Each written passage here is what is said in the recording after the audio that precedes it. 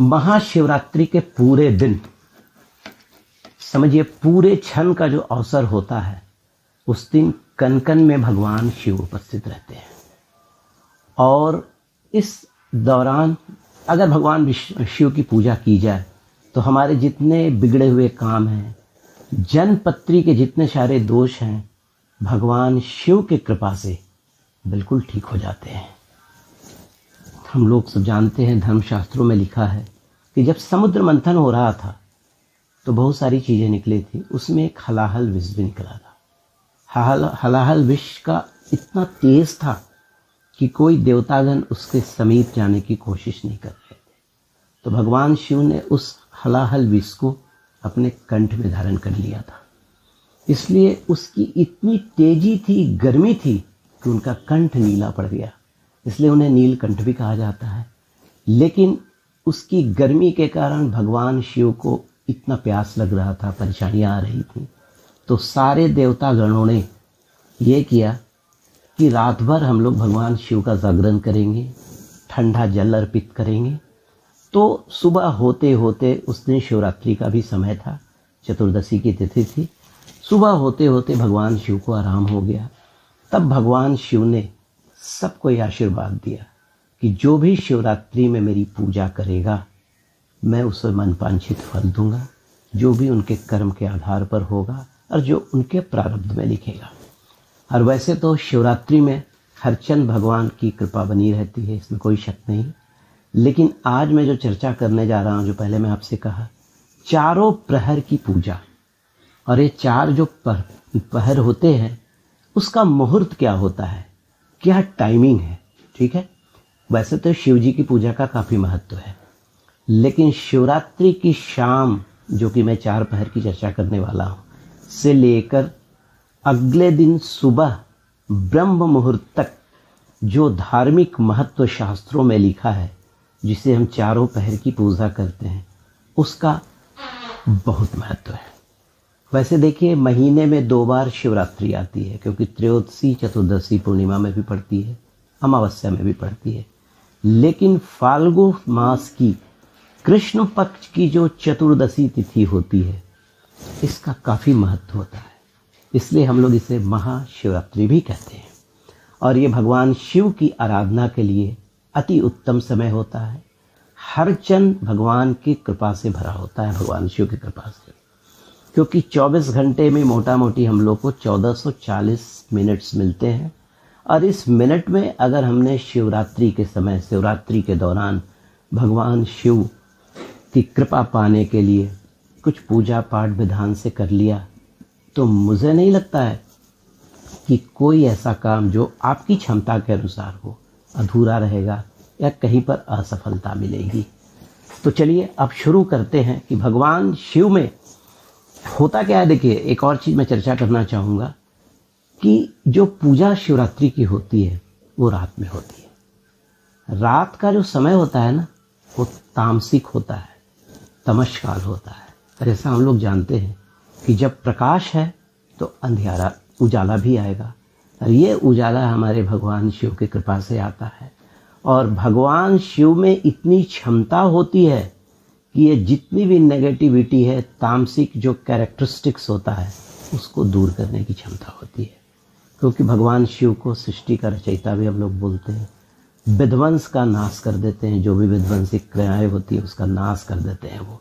ठीक है, तो आइए अब शुरू करते हैं कि ये चार पहर जो मैं आपसे बार बार चर्चा कर रहा था, कि चार पहर में किस स्पेसिफिक तरीके से भगवान शिव की आराधना की जाए। देखिए, इस पूजा में सबसे पहले ये ध्यान रखिए कि अगर आपके आसपास कोई शिवालय नहीं है, शिव का मंदिर नहीं है, घर में अगर शिवलिंग है, तो इस पूजा के विधान को आप घर में भी कर सकते हैं। और उसमें मैं एक चीज़ आपसे हमेशा कहना चाहूँगा, एक बात कहना चाहूँगा कि जब भी भगवान शिव की आप पूजा करेंगे, चार पहर में 4 टाइम ये पूजा होगी, उसके पहले आप षोडोपचार विधि से बस भगवान की जैसे आराधना करते हैं, अक्षत, रोड़ी हो गया, चंदन हो गया, इत्र हो गया, फूल हो गया, सब कर लेंगे, एक दीप भी जला लेंगे। और ये जो चार पहर होता है ना, ये चार पहर हमारे जो 4 बेसिक गुण हैं, धर्म, अर्थ, काम, मोक्ष, और जल तत्व, अग्नि तत्व, वायु तत्व और पृथ्वी तत्व को भी रिप्रेजेंट करते हैं। तो अगर इस 4 पहर में आपने पूजा कर लिया, भगवान शिव की आराधना कर ली, तो ये आपके धर्म, अर्थ, काम और मोक्ष की प्राप्ति हो जाएगी। तो आइए सबसे पहले शुरू करते हैं प्रथम प्रहर की पूजा कैसे करें। ठीक है, देखिए प्रथम प्रहर की पूजा जो होती है सूर्यास्त के समय, यानी सूरज डूबने लगते हैं और रात्रि का प्रारंभ होता है, जिसको हम लोग गोधूली बेला भी बोलते हैं। ये वही गोधूली बेला है जिसमें हिरण्यकश्यप का वध नरसिंह अवतार ने, नरसिंह भगवान ने किया था। और ये यूजुअली शुरू होता है 6 से 9 के बीच में। तो होता क्या है कि ये 6 से 9 के बीच में जो प्रथम प्रहर है, कुछ स्पेसिफिक टाइम होते हैं। तो हम लोग क्यों नहीं इसमें एक मीन टाइम ले लें। तो अगर आप इस पूजा को, देखिए मेरी बात को ध्यान से सुनिएगा, 6 से 9 बजे रात्रि तक प्रथम प्रहर होगा, 9 से 12 बजे रात्रि तक द्वितीय प्रहर होगा, 12 से 3 बजे तक तृतीय प्रहर होगा और 3 बजे से 6 बजे सुबह तक दूसरे दिन वो चतुर्थ प्रहर कहलाएगा। तो प्रथम प्रहर की जो आप पूजा करेंगे, वो जो प्रदोष काल होगा, 10 का जो समय होगा, उसमें प्रथम प्रहर की जो पूजा होगी 6 से 9 बजे के बीच में आप करेंगे। पहले भी मैं बताया कि षोडशोपचार विधि से भगवान शिव की आराधना कर लेंगे, लेकिन जो प्रथम प्रहर होगा उसमें स्पेसिफिकली आपको दूध अर्पित करना है, 1 चम्मच, बस एक प्रतीकात्मक के रूप में। ऐसा नहीं कि दूध से नहला देना है। आप अगर शिवालय में गए हैं तो थोड़ा ज़्यादा दूध चढ़ा सकते हैं। उसके बाद भगवान शिव को थोड़ा सा जल से अभिषेक कर देंगे। ठीक है, उसके बाद बैठकर आप भगवान शिव के अनेकों मंत्र हैं, कोई भी मंत्रों का जाप करेंगे। उसमें जो सबसे कॉमन मंत्र है ओम नमः शिवाय। तो ओम नमः शिवाय वही करेंगे जो परिवार वाले लोग हैं, लेकिन कोई स्टूडेंट हैं या अकेले हैं तो सिर्फ नमः शिवाय का जाप करेंगे। आप अगर रुद्राष्टक जानते हैं तो रुद्राष्टक का भी पाठ कर सकते हैं। उसके अलावा और भी भगवान के बहुत सारे जो मंत्र हैं, जो उनकी मतलब कहने का मतलब उनका जो पाठ है उसको कर सकते हैं। 12 ज्योतिर्लिंग का एक आराधना है, उसको भी आप कर सकते हैं।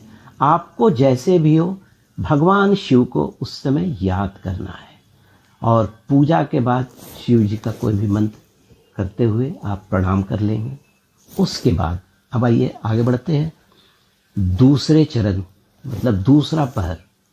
दूसरा प्रहर जो होगा ये हमारे रात्रि को 9 बजे से 12 बजे के बीच में शुरू हो जाएगा। इसमें आपको वही षोडशोपचार से पूजा करने के बाद प्रतीकात्मक रूप में दही अर्पित करना है। दही के बाद फिर जल की धारा भगवान के ऊपर चढ़ाएंगे और शिव के मंत्रों का जाप जरूर करेंगे।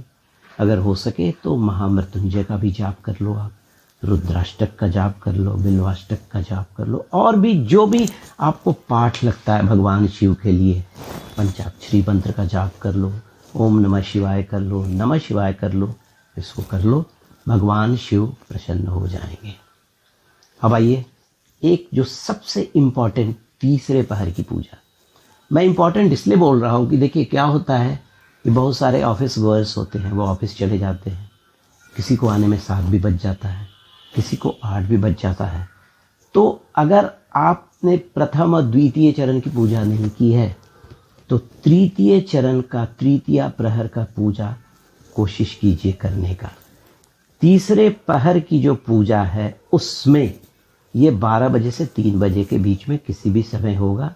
और कहते हैं ना कि जब मिडनाइट होता है, जब हम लोग सो जाते हैं, तो यहाँ पर जो पिट्यूटरी ग्लैंड, पीनियल ग्लैंड, जिसको हम लोग सहस्त्राचार भी बोलते हैं, अजना भी बोलते हैं, ये एक्टिव हो जाता है।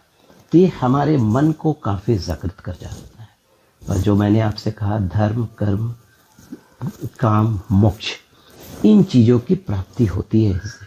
तो तीसरे प्रहर की पूजा करने से आपको काम पे संतुलन हो जाएगा, काम पे कंट्रोल हो जाएगा और आप भगवान की ओर ज़्यादा झुक सकेंगे। ठीक है, धन की समृद्धि होती है, प्राप्ति होती है। लेकिन इस 12 से 3 के बीच में कम से कम भी 5 से 10 मिनट भगवान शिव के मंत्रों का जाप ज़रूर करेंगे। नमः शिवाय कर लीजिए, शिव शिव कर लीजिए, ओम चंद्रशेखराय नमः कर लीजिए, नहीं तो जो 12 ज्योतिर्लिंग है उसका पाठ कर लीजिए। सौराष्ट्र शोभनाथ है, श्रीशैले मल्लिकार्जुनम, उज्जैन महाकाल ओंकार ममलेश्वरम, परल्याच वैद्यनाथम, डाकिन्यावीम शंकरम, सेतुबंधतु रामेशम, नागेशम दारुकामने, वाराणस्या तु विश्वेस्त्र्यंबक, गौतमी तटे हिमालय तु केदार घुसनश्च शिवालय। इसका कर लीजिए।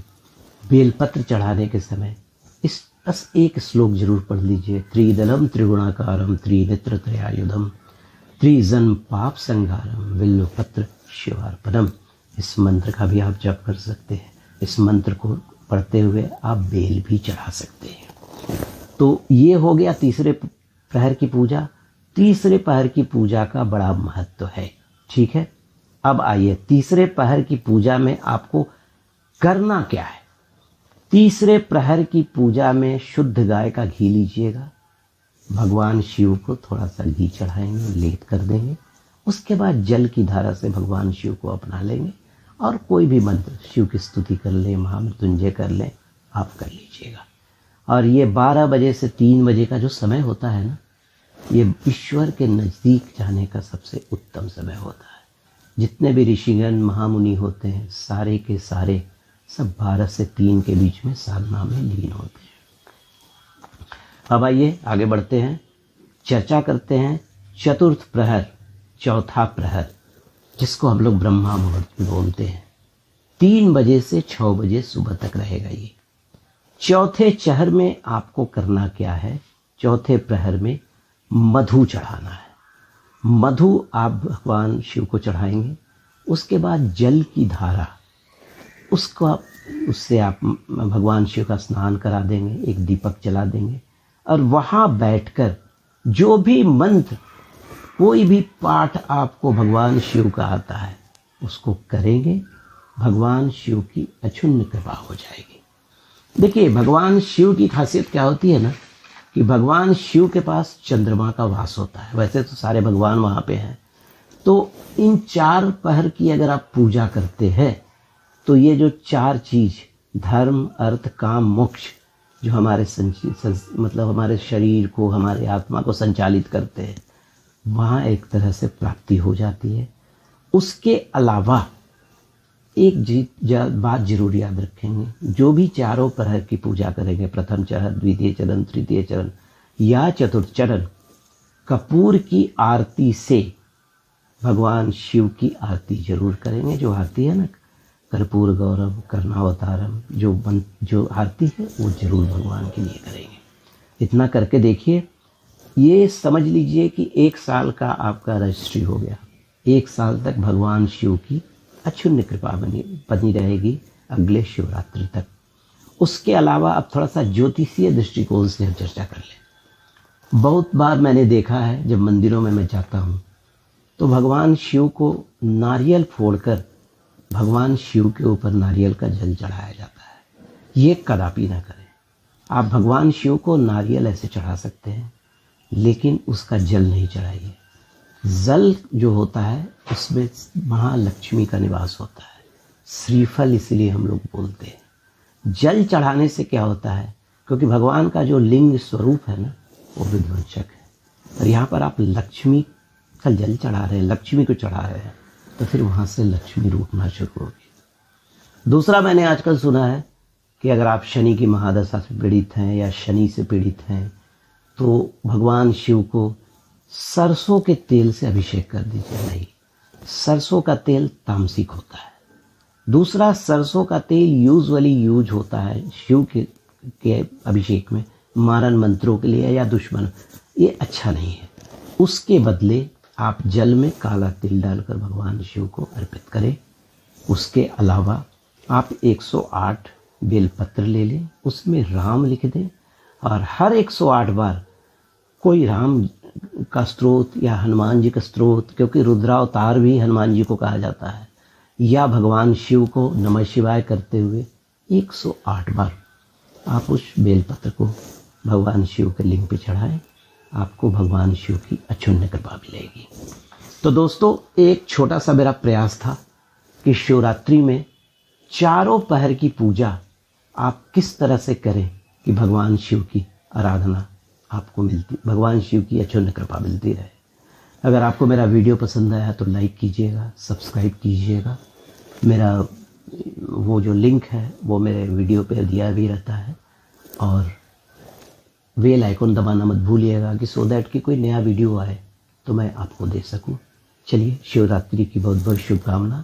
अगले वीडियो में मैं आपसे चर्चा करूंगा कि विभिन्न राशि वाले किस तरह से भगवान शिव की आराधना करें इस शिवरात्रि में। चलिए, धन्यवाद।